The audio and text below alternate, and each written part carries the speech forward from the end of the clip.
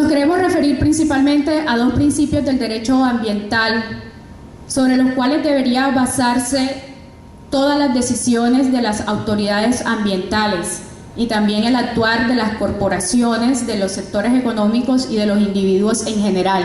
Ellos son el principio del desarrollo sostenible, que es el desarrollo sostenible es el desarrollo que satisface las necesidades de la generación presente sin comprometer la capacidad de las generaciones futuras para satisfacer sus propias necesidades. Este postulado no debe quedar convertido en mera retórica o en un principio para soñadores o poetas. Realmente este principio es el que debería ser respetado por toda la institucionalidad colombiana, y vemos cómo con el licenciamiento ambiental laxo este postulado, que forma parte del bloque de constitucionalidad, se coloca en riesgo y en peligro. So the point is, though, that the Clean Water Act sets up a permit system. And so anyone who discharges any pollutant to any water of the United States must have a permit to do that. And if you don't, then that is a violation of federal law, and you're subject to liability for that. And so the permits have various limits on different pollutants that are likely to be discharged into the water from the permitted facility.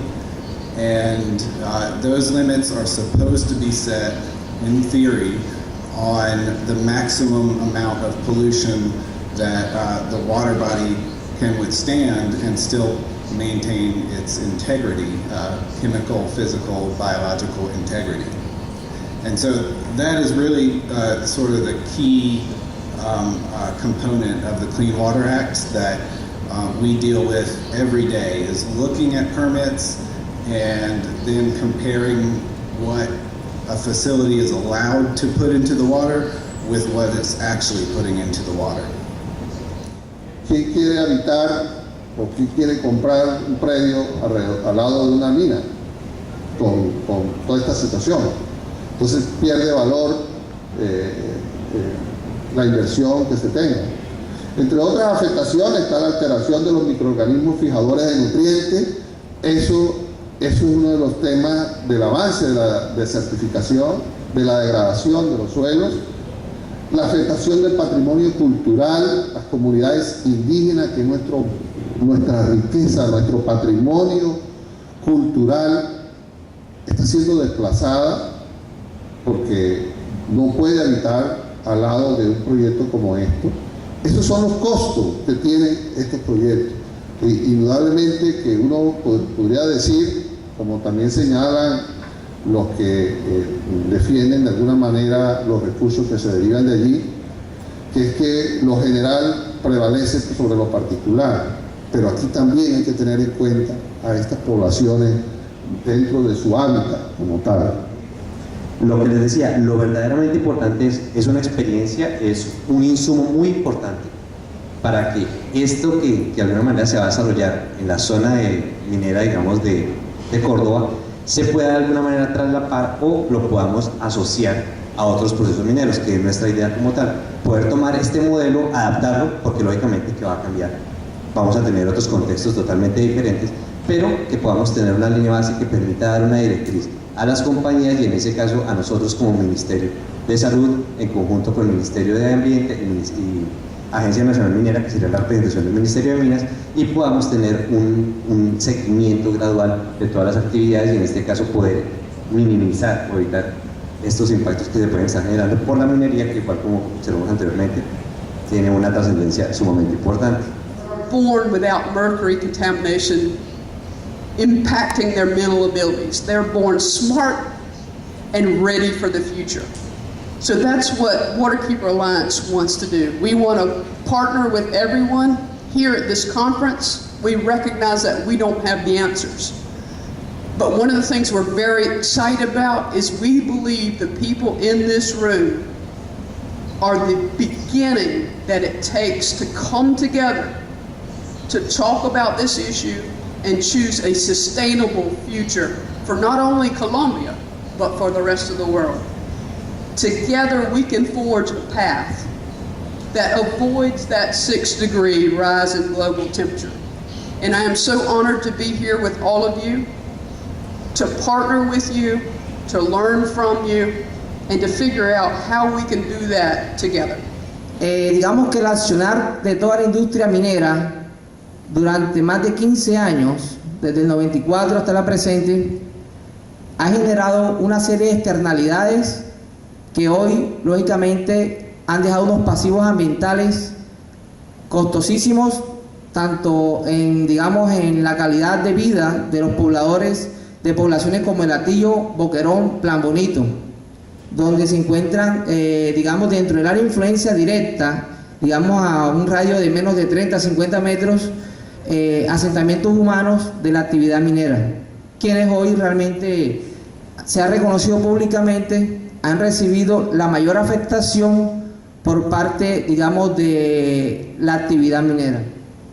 Aquí les podemos decir que nos enteramos en el año 2007, en el mes de octubre y noviembre, de que había un proyecto de una multinacional, ASGN, en Chile, ASCOR, la matriz norteamericana, y la verdad que alcanzamos a reaccionar, porque habían solamente pocos días para poder presentar observaciones al proyecto. ¿Y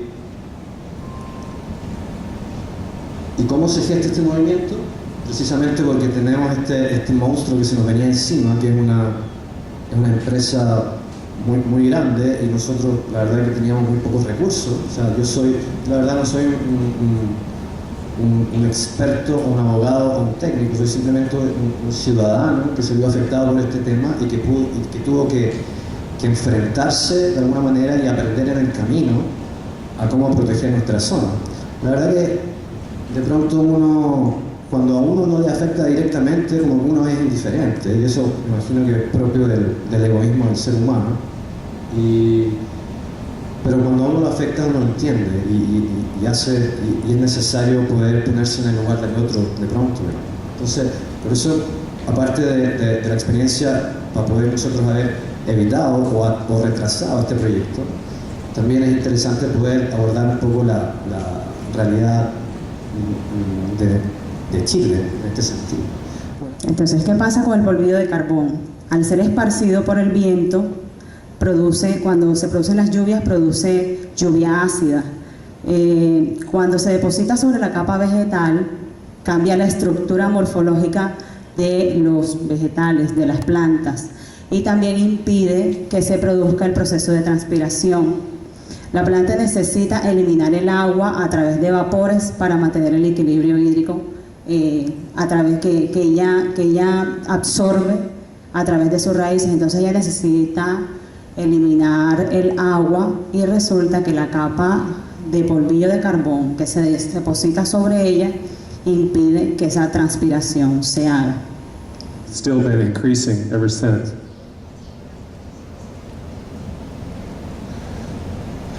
So the number one cause of climate change worldwide is coal. It's 40% of all CO2 emitted into the atmosphere is from coal burning, and 70% of all CO2 from power generation comes from coal. So last year we crossed a line. We crossed the line of 400 parts per million CO2. We need to get back to 350 in order to reverse the effects of climate change, or at least moderate them, and we're still increasing.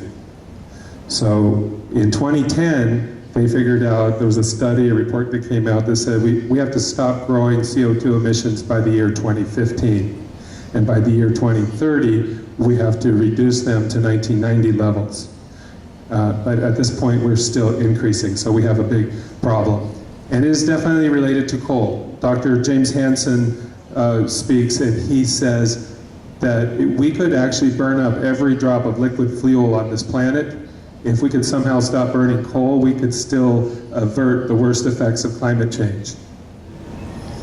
Al margen del proyecto Puerto de Aguas Profundas, un superpuerto, Se han realizado trabajos de relleno a la altura del kilómetro 3 del tajamar de Bocas de Ceniza por parte de la denominada Sociedad Portuaria del Caribe, de la que recientemente se ha hecho socio mayoritario la empresa Impala Terminals, razón por la cual se perfila un impulso a favor del puerto de aguas profundas. Esta situación genera interrogantes acerca de la capacidad de licencia ambiental concedida en 1998 y las determinantes allí plasmadas antes mencionadas, así como de los criterios e implicaciones ambientales y sociales tenidos en cuenta para conceder uno u otro permiso. Ahora, el Plan Nacional de Desarrollo, el gobierno básicamente ha planteado que el país debe convertirse en un país minero. Nosotros éramos un país agrícola. Hoy en día ya estamos importando comida. Antes nosotros exportábamos comida, ¿cierto? Lo cual implica que por lo menos el 60% del Producto Interno Bruto debe provenir del aporte del sector minero.